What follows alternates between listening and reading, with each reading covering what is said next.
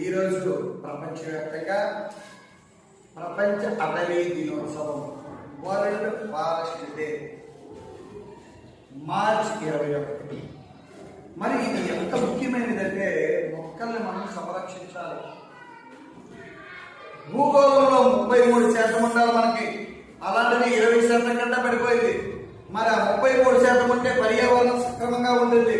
దాన్ని మనం సంరక్షించాలి. ప్రతి ఒక్కరు కూడా మొక్క నాటండి, దాన్ని చక్కగా పెంచే విధంగా కృషి చేయండి. అప్పుడే చక్కటి ఆక్సిజన్ ఇస్తుంది, ఫలాలు ఇస్తుంది. అలాంటి మొక్క మనకు తల్లి లాంటిది కూడా. అలాంటి తల్లి లాంటి మొక్కపై ప్రేమ పెంచుకోవాలి మనం.